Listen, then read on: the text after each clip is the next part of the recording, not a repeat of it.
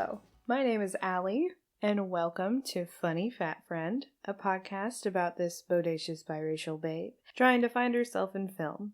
I'm still alone, surprise! And somehow I am still plowing my way through the Twilight Saga with today's film, Eclipse. I know we were all on bated breath. Was she gonna do it? Was she gonna make it through this third movie? And I did. All right, we're all surprised. I'm very surprised. This one really turned it around, okay? Especially after New Moon, which is one of the worst movies I have ever seen. And this weekend I watched Dolittle, and that was really bad, but New Moon was worse. But Eclipse, bless up for Eclipse. It was really pretty good. I had a really good time. It was a welcome delight. I'm still not sure if it was good though. Because it might have just been like the overcoming of the bad that was New Moon. But, does it matter? Does it really matter? I don't think it does. It doesn't to me, I guess not. Alright, okay. Let's go through some facts about Eclipse real quick. Eclipse, third movie in the Twilight Saga. It is also the third book in the Twilight Saga. It had a budget of $68 million. It made $698.4 million. So it made a little bit less, actually, than New Moon, which is how I know there is no justice in our world. Because terrible things make more money and are seen by more people than good things. But it was only like $2 million difference. But still, that's a lot to me. But it deserved better. Alright, let's just talk about the movie. That's why we're here. Let's do it. So this one starts immediately. The soundtrack is better. The second one, I don't know who made someone mad that made that soundtrack not slap as hard as Twilight. But it definitely had to be something like that. They just didn't know the right people. But the third one, Eclipse, this soundtrack is incredible. Honestly, I think it's probably better than Twilight even, and that's pretty a high bar. Eclipse, I'm gonna buy this album also. my record collection that my cat likes to sit on top of is gonna have 2 new records in it, probably by the end of next week. Twilight and Eclipse soundtracks. I'm excited. Alright, so it opens in a dreary, rainy, street. I don't know, we're somewhere. We find out later it's Seattle.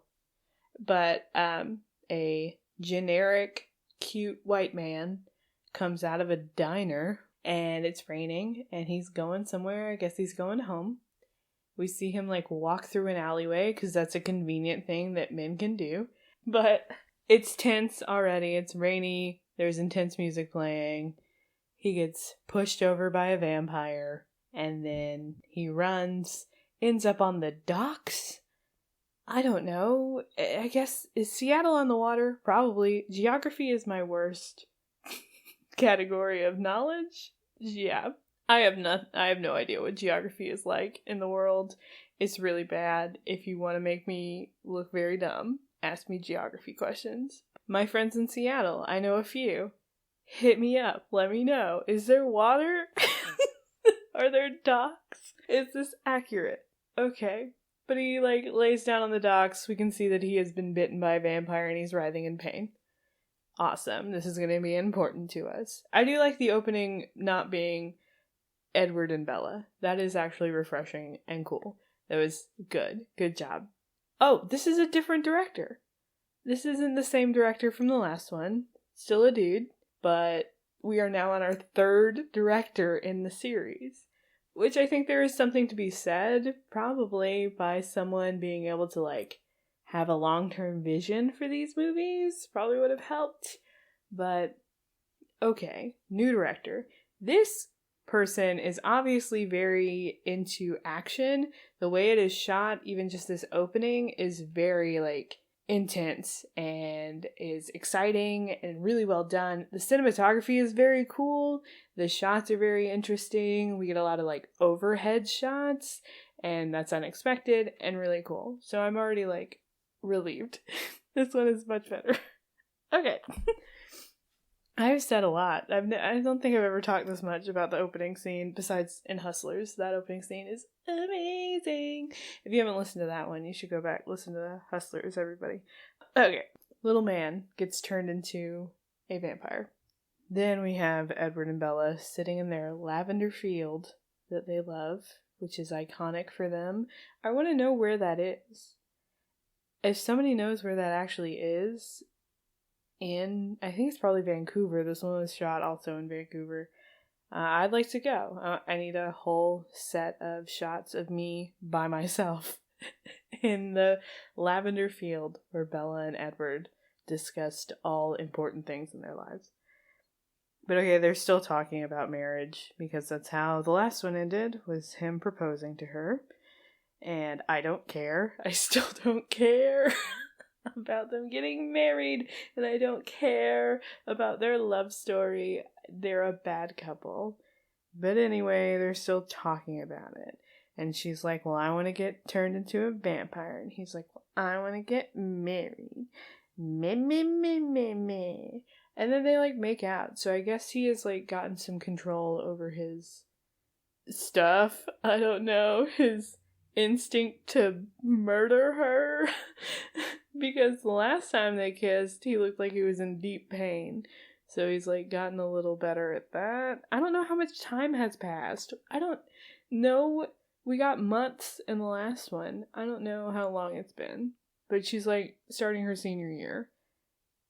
I don't remember what year she started the movies in. So that's good. That's good information. So she loves him, but it's kind of like talking about marriage of like 2 out of 3 marriages end in divorce. That sort of thing. And Edward's like, oh, well, if you look at the vampire human marriage rate, you'd see it's a little lower. Haha.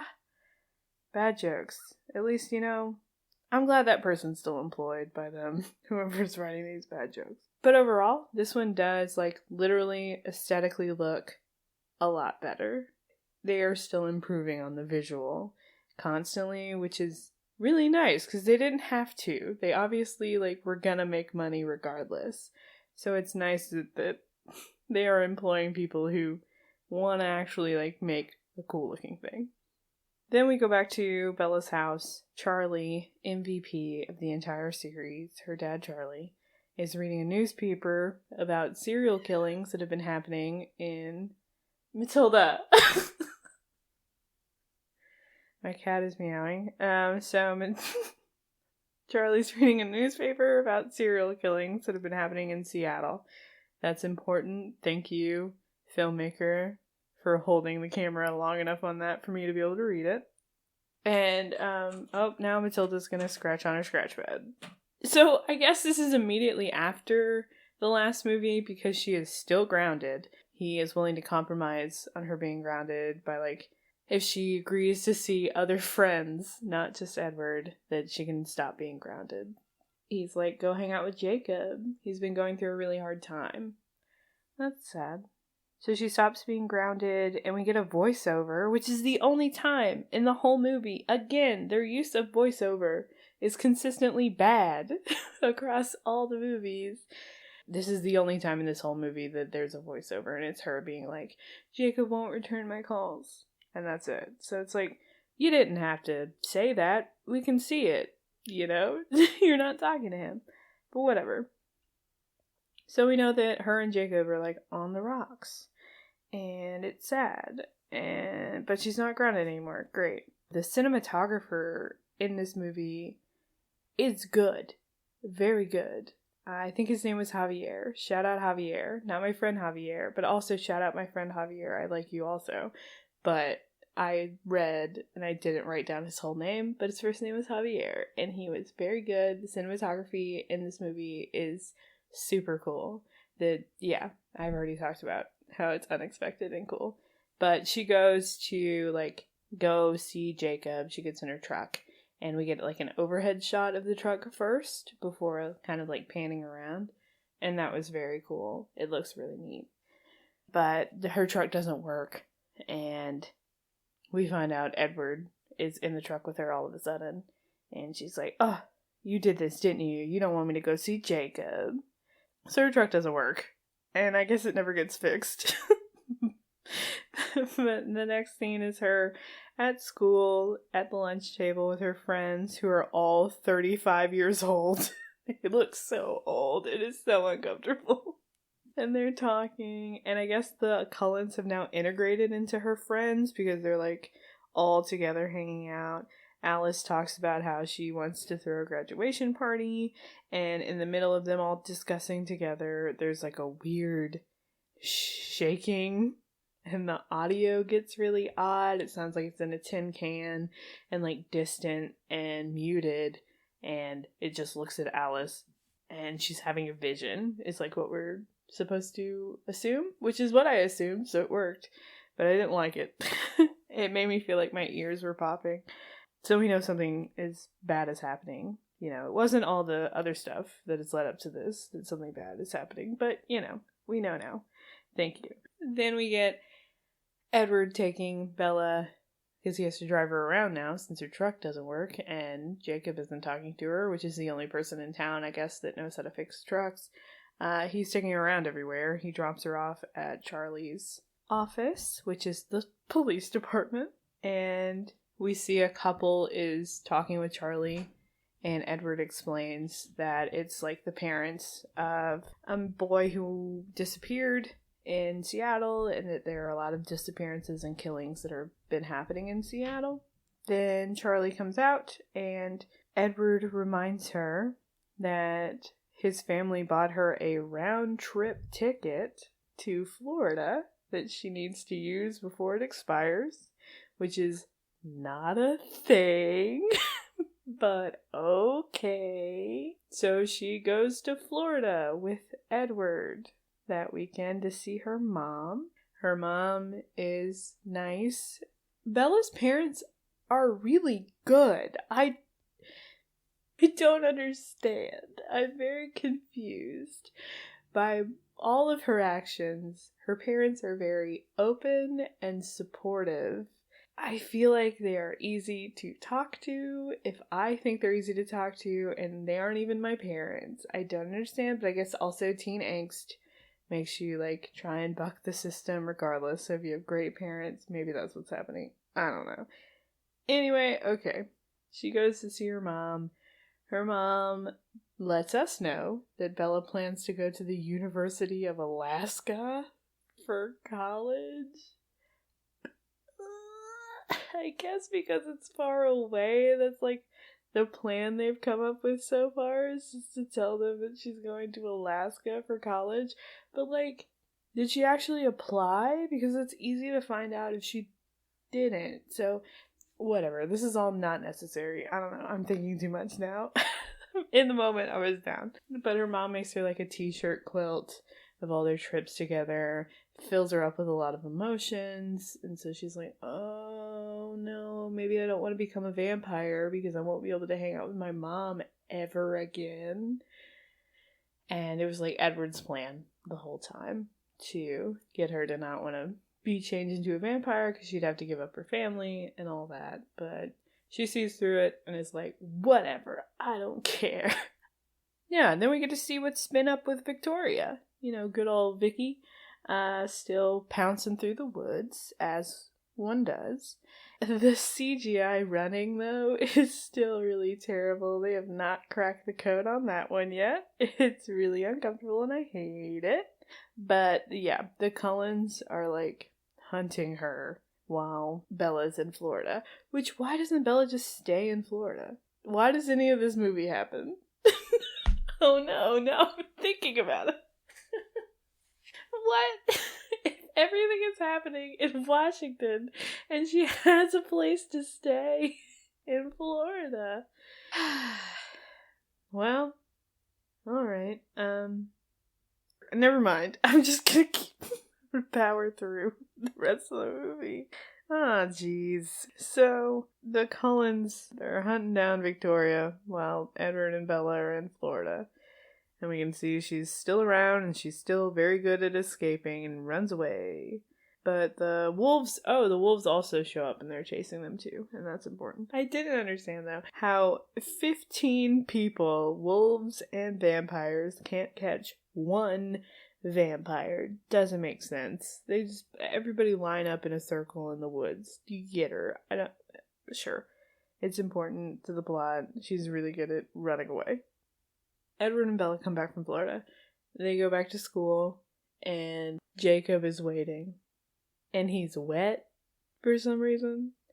I don't know why. He's wet and topless and waiting for her. And he's mad because the Cullens were like on the tribe's land hunting Victoria. And Bella doesn't understand why he hasn't been talking to her.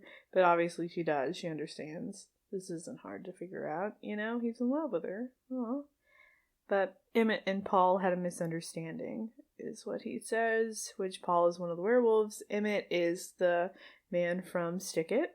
And Edward had been hiding all of the Victoria stuff from Bella, and so she's upset at him, and so she gets on Jacob's motorcycle with him, and they ride away. Yeah, the soundtrack, again, I wrote down the soundtrack slaps again. Then they go back to Sam's house where Emily lives, and the gaggle little werewolf boys come out. I really enjoy them. They're kind of like the Three Stooges, but I guess there's 4 of them now. But they're just like dopey and fun and cute. I like them. We meet Leah Clearwater, who is Harry's daughter, which he was the man who died in the woods last year. Last year? Nope. Last movie. And so we get introduced to her. We find out that her and Sam used to be a thing, and Sam left her for Emily because he imprinted on her. Jacob describes imprinting as a feeling of all of a sudden it's no longer gravity that is holding you to the planet. It's her. Nothing else matters. You would do anything for her. And Bella asked if he has imprinted on anyone, and he said he would know. So he hasn't yet. But I'm confused by imprinting still. I know that it is important in the future. Hopefully it gets explained better. Imprinting. Then she tells him that she plans on changing into a vampire once she graduates, and of course he gets very upset. Ooh, also, okay, sidebar. So Taylor Lautner, who plays Jacob, he was in Shark Boy and Lava Girl, which I rewatched yesterday by myself. But the movie is awful, but I love it. And so he was in Shark Boy and Lava Girl. He plays Shark Boy. At one point in the movie, he just does a bunch of really cool martial arts and defeats a bunch of bad guys. I found out that he's just really good at martial arts, that they didn't have any plan for that scene. They just recorded him in front of a green screen doing really cool martial arts and then later wrote around it. And so that's what Taylor Lautner deserves. That's what Jacob deserves. He needs an entire movie. Just let him go for 2 hours and then let's figure it out around him. Yeah, okay, sidebar over. We're going back to Eclipse. This one is rowdy. I'm being rowdy on this one. I'm sorry.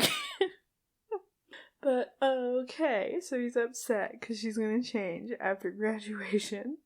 The next thing we see is that a man, which at first I thought was Edward, was in her house, but no, it's that cute little man from the beginning of the movie that got turned into a vampire, and it looks at his face at one point, and you can tell he has fake fangs in because his mouth is weird. Which I think they decided against fangs, but at this point they hadn't yet, because his mouth just is not sitting correctly. It looks like it has something in it. But yeah, he walks around the house. Again, what are the vampire rules? You can just go in people's houses. Also, Charlie is asleep on the couch and he walks around him at one point, and I'm really? A police officer just his home is just super easy to break into? This is wild. But okay. Then Bella gets home after hanging out with Jacob, and immediately Edward shows up and is you didn't tell me where you were. I was so worried. Ugh, they don't have cell phones? Gosh. And he's telepathic. I don't understand.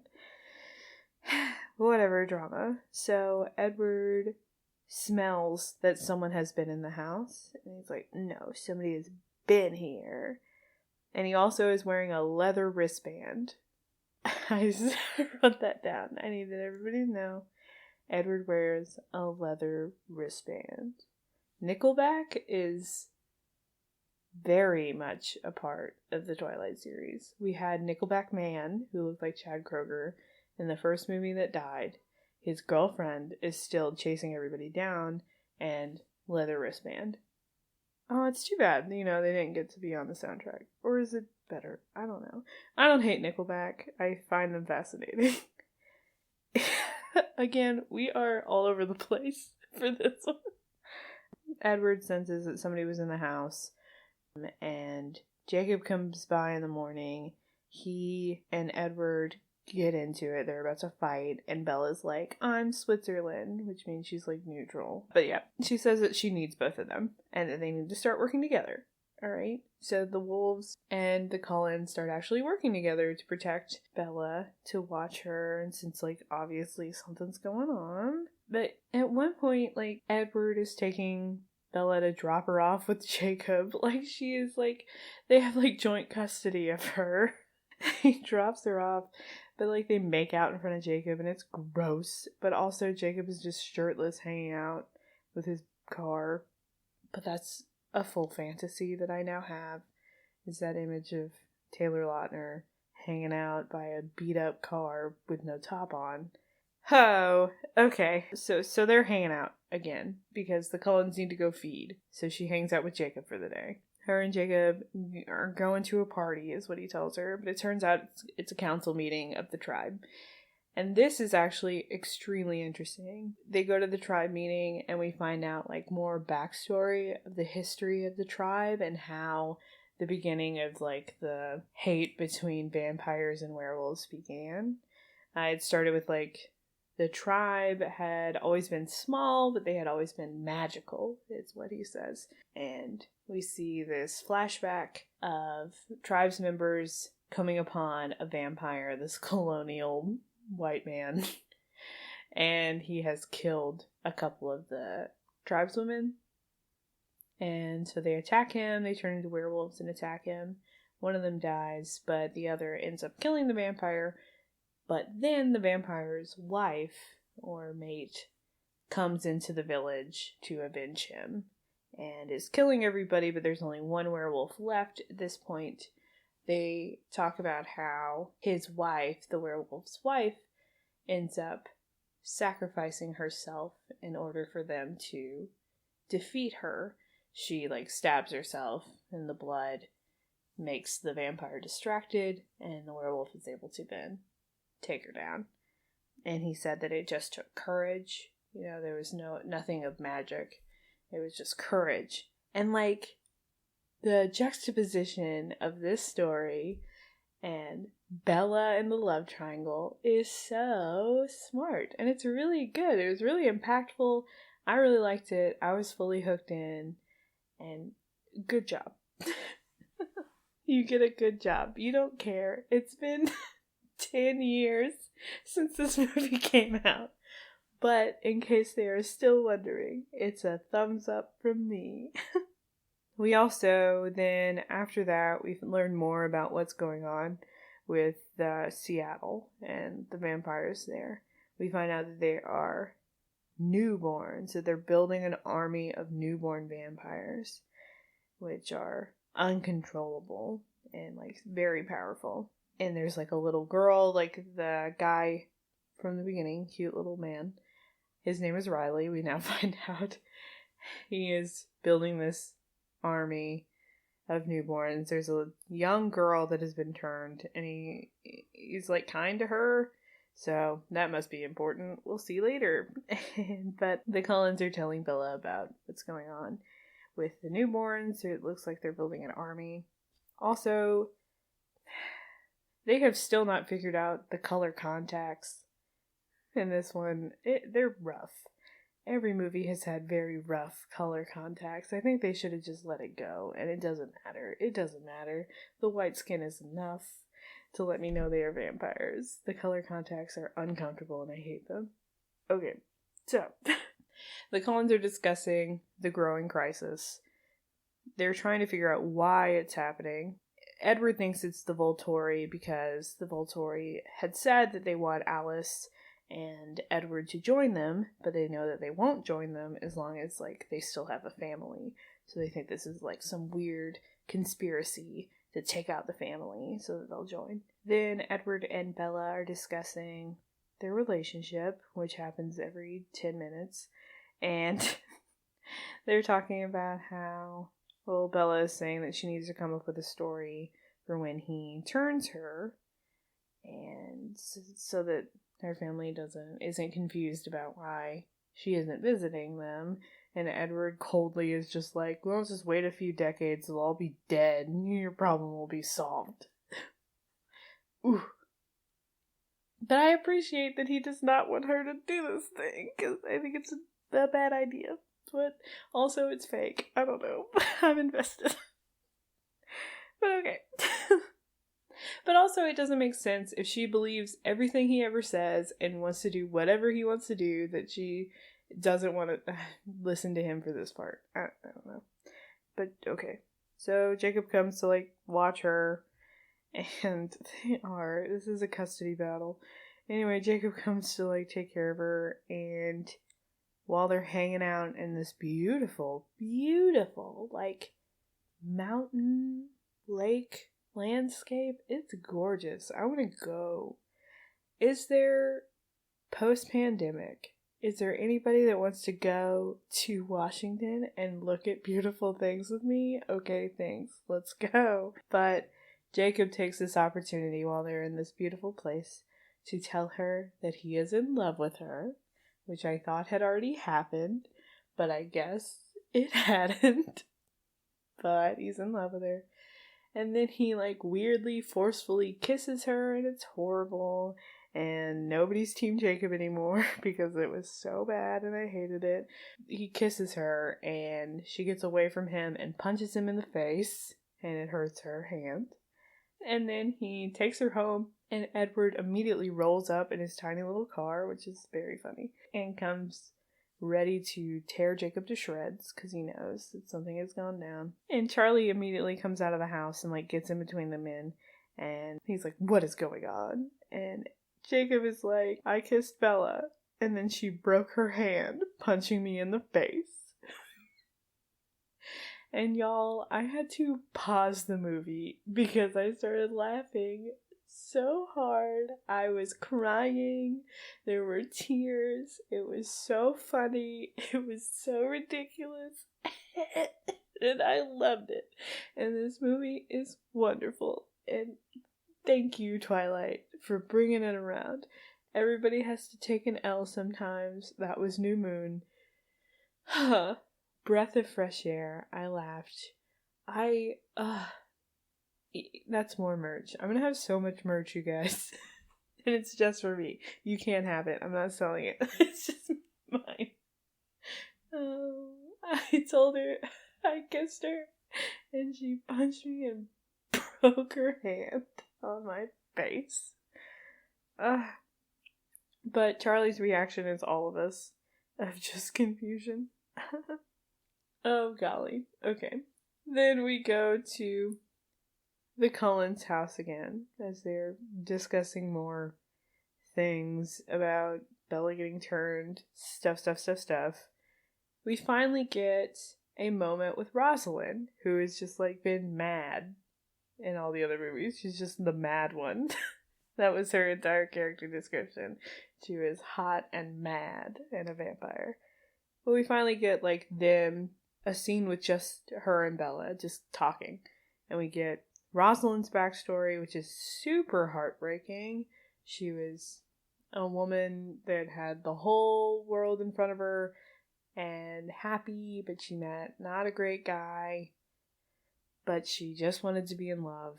And it's implied that he and a group of his friends assaulted her and left her for dead. It's not explicit, but when she was, like, dying, Carlisle found her and turned her into a vampire. And then she got her revenge on all of the men in a very dramatic way. It like shows a scene of her showing up at the main guy's house in a wedding dress to murder him. And she was like, I was very theatrical back then. But it was cool that we're getting a lot more backstory in this one, which I appreciate because I didn't really care about almost any of the characters. Before this point, it's bad that it took till the third movie in the series to explain any reason why I should care about any of the characters, but okay. But this is the backstory movie. We get a lot of backstory from a lot of people, but I did appreciate Rosalind. I actually like her. I'm interested by her. I'd watch a whole movie just about her. She's way more interesting than Bella. Oops. But okay, so we understand why she's upset with Bella. She didn't have a choice in getting changed. She regrets it. She doesn't understand why Bella would want to. And Bella says, well, the only thing I ever want to do is to be with Edward. There's nothing I want more than Edward. And she's like, well, you're gonna want something more if you get turned. And that's blood. Then we see Riley, cute little man from the beginning, back with his group of newborns in Seattle. And he's upset with them. And he's like, I told you all to keep a low profile. He says that there's something bigger coming than all of them, which is very ominous. And we also get to see members of the Volturi are watching, like, from afar, all the newborns. Dakota Fanning is in charge, I guess. And she gets to decide what they're going to do with them, if they're going to let them live or if she's going to kill them all. And it just, like, cuts hard back to, like, their graduation. So we don't know. It's like a cliffhanger.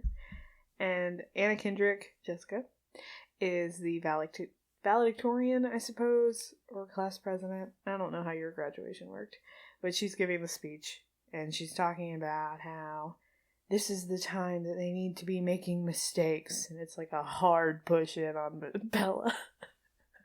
Like, don't make big decisions, just make mistakes right now. Then we get to, after graduation, they go to the graduation party, which is at Alice threw a graduation party, and they have Muse. They got Muse on the soundtrack, you guys. It's so good. Do you need me to say it 5 more times during this podcast? The soundtrack is so good. Jacob and his boys show up to the graduation party, which she had invited him technically, but she said that I was pretty sure that punch to the face was uninviting you. But he apologizes to her because it wasn't okay for being, and he was like, I was an asshole. I'd blame it on being a wolf, but that's not fair. And he gives her a little bracelet that he made that's like a little carved wolf, which I want. That is cute. Someone please get that for me. I will wear it. We also see Alice has a vision, and we actually get to see it, which hasn't happened yet. So neat. Alice has a vision during the party, and it's of Riley, and he has one of Bella's shirts that he had taken from her house, giving it to all the little newcomer vampires, and them smelling it and getting her scent. So they know that they are hunting her. They figure out that it's all for Bella. So Obvi Victoria must be involved. So the Cullens and Jacob and his boys have a meeting and talk about, they come to a truce between them. They're going to work together to try and defeat all the newcomers. Bella's upset because she's like, they're going to get hurt. People are going to get hurt for me. But like, you care now, honey? It's fucking movie 3 and everybody keeps dying. Yeah, they're going to work together. They all go to the woods together, and they're going to train. Jasper is in charge of the training, which is unexpected because I forgot he existed until this moment. But Jasper, who previously in the last 2 was the vampire who struggled to not murder everybody, is in charge. And he has a southern accent. He's trying very hard to have a Texas accent, and is in charge of training them because he knows the newborns best. And then we find out why. So him and Bella, after they have like a cool little fun training montage, we'll call it cool and fun. It was fine. Him and Bella have a discussion. She's like, how do you know so much about newborns? And we get his backstory. He was a Confederate soldier.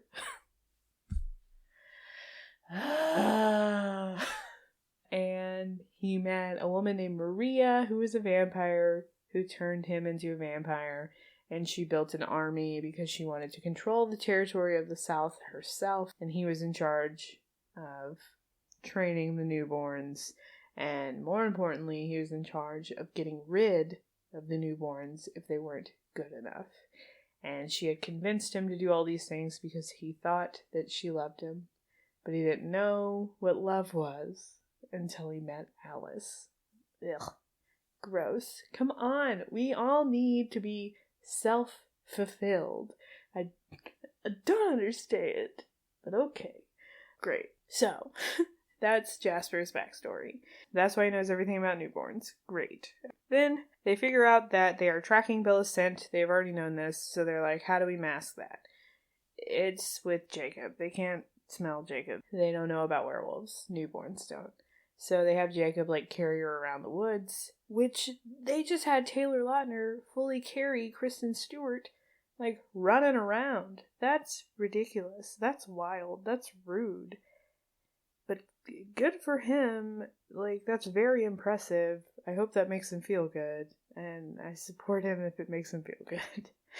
But okay, they go back to Bella's house. Charlie and Alice were hanging out because they're best friends, apparently. Sure, I want good things for Charlie. I want him to have friends, even if they're high school vampires. We have this, like, intimate moment with Bella and her dad talking about, like, she asked him why he never got remarried.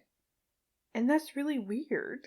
That's a really weird question, and I didn't like it. She said that she thought that he had just given up on the whole institution of marriage. And he says that no, it's like he thinks there's, like, a place for marriage and that it can work. He doesn't want her to, like, get married because of an accident, implying that, like, she accidentally gets pregnant or something like that. And we find out that Bella is a virgin. She's like, don't worry, I'm a virgin. Ugh. Which I felt was very unnecessary, but okay. Whatever. But then Charlie says that makes him like Edward a little bit more. And that's gross. And then Edward gives her a bracelet also, because he wants her to have a bracelet. Since Jacob gave her a bracelet. Relatable, I guess. I don't know. Boys will be boys. But okay, Edward and Bella have, like, the house to themselves because the Cullens are going to feed to get revved up before the big fight in the morning. Edward has put an entire bed in his room, even though he had a bed before, but apparently it was just like a couch, but it looked like a bed to me. But okay, he has like a 4-post canopy bed now for her in his room. She wants to have sex with him. They discuss, since he wants to get married, one of her conditions is that she wants to bang it out. And that's, like, fair, good for her. But he's like, I can't do it.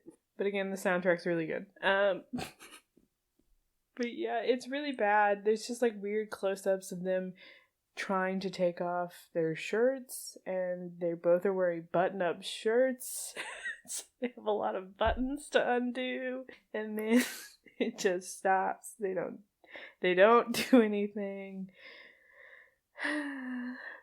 And she's like, why do you keep making me feel like a villain for, like, wanting to be with you? Like, I'm trying to take away your virtue.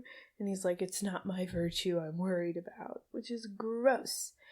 And then he gets into this whole thing about how he's from, like, a simpler time. I'm like, no, you're from an oppressive time. Worse than what's now, and it's still pretty oppressive now. But they're trying very hard to romanticize this, like, oppression, this oppressive lifestyle that he comes from, of, like, courting and asking for permission from her father to get married. And it's gross, and I don't like that. But then it all builds up to him proposing to her officially. He gets down on one knee and has a ring that was his mother's. Which, how did he get that, right? How did he get that? Did he dig up his mother? Because feasibly he got turned into a vampire before his mother died, so he wouldn't have been in contact with her. But maybe I'm the only one thinking about this, and it doesn't matter. Anyway, she says yes and puts on the damn ring, and great, they're married, whatever. Okay. Then it's the next day. Great.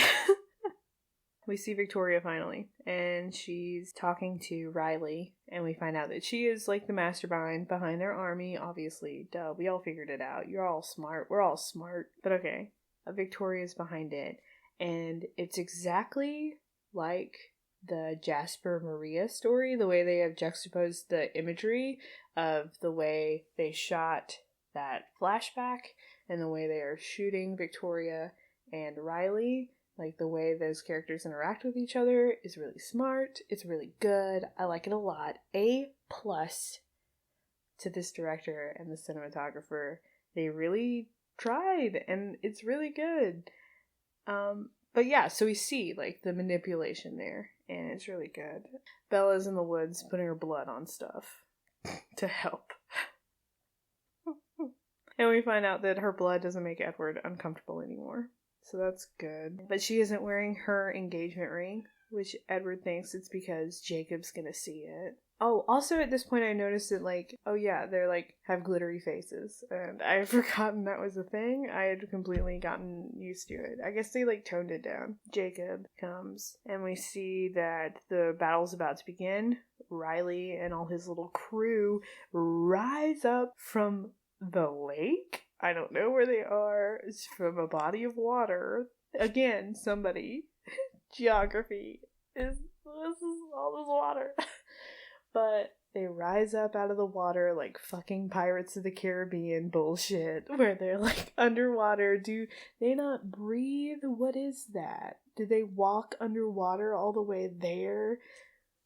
I don't understand, but they all rise out of this water onto the coast, and I guess it's cool looking, but then they're just gonna be wet, and then they're gonna be fighting in, like, wet clothes, and it's gonna be heavy. It didn't make sense. It should have looked cooler. It wasn't cool enough for it to make sense. But okay. Jacob takes her to, like, the side of a mountain where Edward is waiting for her. It's super cold there, and she's, like, little teeth chattery, and Jacob's super warm, so he comes into the tent to warm her up, and Edward is all upset about it. It's really uncomfortable and weird in this moment. And then Jacob and Edward have a conversation about Bella while she is supposed to be sleeping, but man, she is a heavy sleeper, I guess. And they talk about how Edward admits that he knows that she's in love with both of them, and he has to consider he might be better for her, and he has, apparently, and understands that he can protect her, but he doesn't want to force her to do anything, because that did not work out before, like in the last movie. Wow, we are learning. Jacob asks her for advice on how he dealt with thinking that he had lost her, and Edward said that he's glad that Jacob's there. And he said that if they weren't natural enemies and he wasn't trying to steal Bella away, that he thinks they actually would be friends. And Jacob doesn't agree, which, yay, good job. But anyway, so it's the next morning, and Bella wakes up and is with Edward. And Edward says that last night definitely wouldn't make his list of top 10 favorite evenings. She's like, oh, you keep a list of, like, our favorite evenings together? That's not how she sounds, but that's how it felt. And he's like, yeah, last night was not on it. My number one favorite evening would have been when you agreed to marry me. And then Jacob shows up and is like, y'all are getting married, though? And Bella's upset because Edward knows when Jacob's around and can read his mind. And she's like, you knew he would be here, and that's why you said that. Now I'm mad at you. And she, like, runs after Jacob, and it's drama. And then she's like, Jacob, no, stop. You can't go fight. It'll be bad. My cat is going to continue to scream in the background. It's dinner time. But so, yeah, he's like, well, I'm gonna go and hopefully I'll die. Very dramatic. These are teens. And she's like, how do I get you to stop? He's like, well, you just saying that is not good enough. Like, that you need me, whatever, it's not good enough. And she's like, kiss me. I want you to kiss me. Gross. And then they make out. And, like, okay, it is really hot. They're hot. But then he's like, great, that was awesome. Makes me feel better. Yay. And it is, like, moving. I was moved. It was, like, beautiful the way they shot it. The music was really good. But then he still has to leave. So Jacob goes. And then she goes back to Edward. And he's like, you knew. You saw everything, you know. He's like, yeah, his thoughts were really loud. She's like, well, you know that I love him, but I love you more. He's like, I know. Yuck. This is all horrible manipulation. And it's bad. But okay, so yay, we get to see this fight. Yay, fight. Really love some action. But, so the Cullens are just, like, standing in the middle of this field and all their little windbreakers looking like the poster child for white privilege. Oh my god, this picture of them is ridiculous. I think that might be the picture that I put. I'm gonna edit my face into all the I'm gonna become the Cullens. We'll see. But okay, they're standing there waiting, and the wolves look way cooler. They have figured out the CGI better for the wolves. They look a lot cooler in this. And the fight is wild. It is very exciting and scary and good. I don't like, though, the sound of the newborns, like, when you kill them, I guess. It's like breaking glass. I understand it's supposed to be, like, ice shattering because they're cold, but that wasn't really established well enough. And I didn't like it. And it's very short. It's like a short little, like, kink, like a breaking of glass. Anyway... Victoria was smart and knew that Edward and Bella wouldn't be at the battle, and so her and Riley tracked Edward's scent, and they show up at the tent with Edward and Bella, and Edward is talking to Riley about how, like, he's just being manipulated. Victoria's just using him to get revenge because Edward killed the actual love of her life, James, Mr. Chad Kroger Nickelback, who died in the first one. And Victoria's so deeply unconvincing. She's like, don't listen to him. It's just mind games. And just like a blank face. Just very weak. But Riley does not care, I guess. And it's just like, I'm gonna get you. And yeah, they fight. And Seth shows up, which is like a 15-year-old little werewolf who had been hanging out with them.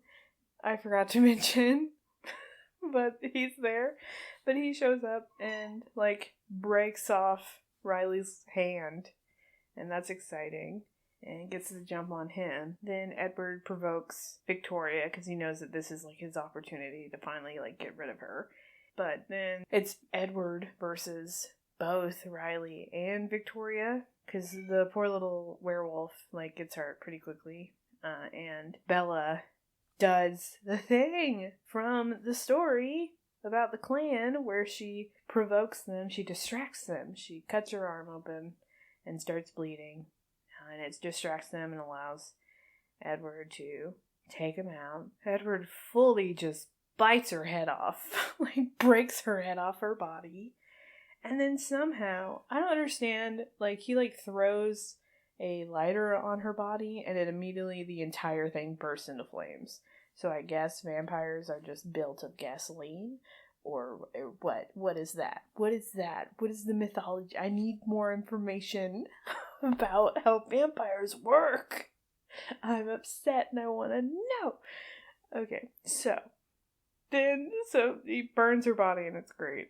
And they go and meet up with the Cullens. There's still one newborn. They thought they attacked them all. They got them all. But then there's one that shows up, and Leah, the rejoined werewolf who's in the love triangle with Sam and Emily, she, like, tries to get it but is losing, and so Jacob shows up and gets the newborn, but it, like, crushes him, like, breaks all of his bones and hurts him really bad.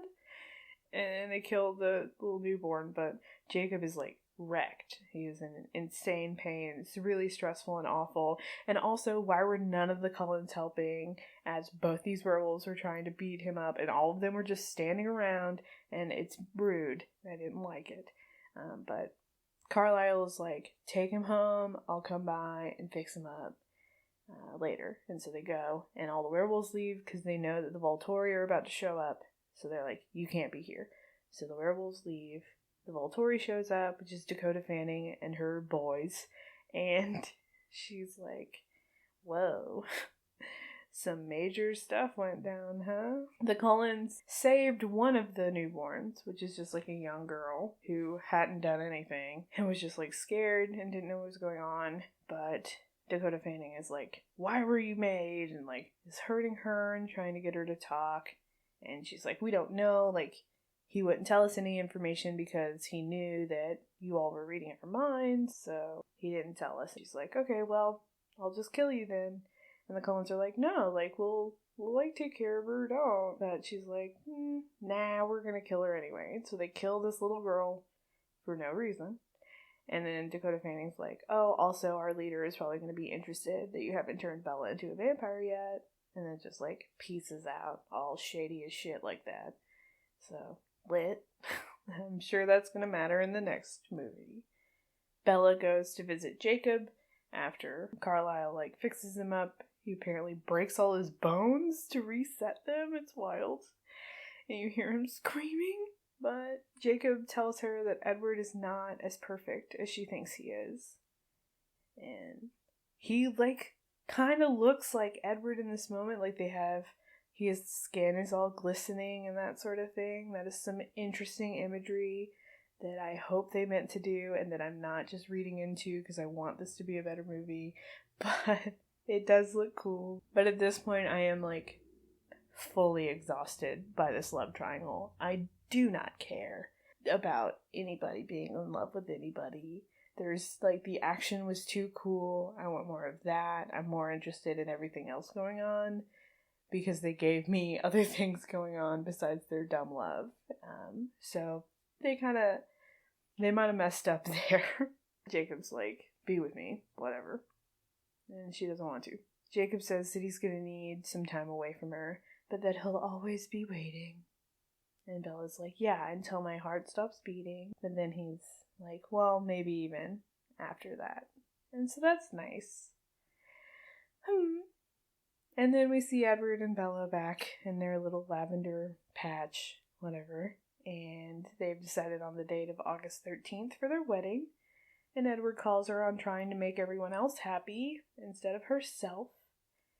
But we finally get some, like, backbone in the character of Bella, where she says that it wasn't a choice between Edward and Jacob that she was making. It was a choice between who she is expected to be and who she actually is. And that was really nice. Like, okay, yeah, okay. Like, if you really want to do this thing, it's because you want to do this thing and not for other people. Great. That's actually a very good message. I'm finally on board. It's finally, like, about her, actually, and not about Edward, and that's good. And that's the end of the movie. The light goes to black. That's great. So yeah, in general, it's a better one. It was so much better. I had a good time watching this one. And I'm, like, nervous about the next two, since it's part 1 and part 2. Breaking Dawn, part 1 and 2, and I know that I've seen at least one of these. I know I've seen the last one for sure, because I have a fun story about that one, my watching that one, but we're gonna see. Yeeks. But okay, yeah. Like I said, with this one, the director was different, so they've had 3 different directors for all 3 of the movies. This director has actually... I looked into it because it was such a style change. Like, the action was shot so well and it was so interesting. And he is, like, his name is David Slade, and he has directed a lot of action and, like, gritty things. Like, that aesthetic is very, like, him, I guess. He's directed several episodes of like Breaking Bad, Black Mirror, and Hannibal, which adds up fully. Watching this, I can see all of those things completely. Also, I love all of those things. If you need recommendations, Breaking Bad, Hannibal, Black Mirror, all great shows. Also, everybody knows those are great shows, so this isn't a recommendation that is surprising. But okay. So, the big question, do I relate to this movie? A little bit. Oh no. But at the very ending of the Bella, of like the expectation of who you should be versus who you actually are. But I think a lot of that for myself is the expectation of what I think people want me to be, as opposed to what I want myself, and like the difficulty and dichotomy of that, of navigating that. So all of it is really just myself. So I guess I don't. I don't fully relate. But it did make me think about that. And so that's cool. And I appreciate the move away from this like helpless woman and these men who are like fighting for her. I think that was really cool. It's really good. So I think I actually recommend Eclipse. Watch Eclipse. Watch Twilight and watch Eclipse. You don't need to watch New Moon. It was a completely unnecessary movie. Skip it. Don't do it. Don't. It's bad. But okay. So yeah. That's it. So thank you all for listening. And as always, I appreciate your support. I love you all. There are so many more of you every time, and I love getting to talk to you all. Several of you have reached out and on social media after each episode, and I really love talking to you all about it. So keep doing that. Yeah, thank you for doing that. I like it. It's like weird, lonely times right now. So we have each other. I always like talking. I talk so much. You can tell. I'm doing this by myself. I'm talking to myself and I'm having a great time. So imagine what it's like when I get to do it with someone else. Oh my gosh. Talk to me. Okay, great. But yeah. So I would like to say thank you again, and that I would lovingly support you while you realize your self-worth without the help of a love triangle with a vampire and werewolf. Any day. Alright, that's it. I've been your friendly neighborhood fat friend, Allie. Talking to you again next week. Bye.